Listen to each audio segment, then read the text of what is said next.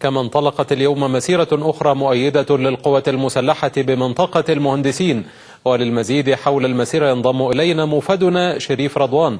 شريف، صف لنا الأجواء لديك وما هو حجم المسيرة بالضبط؟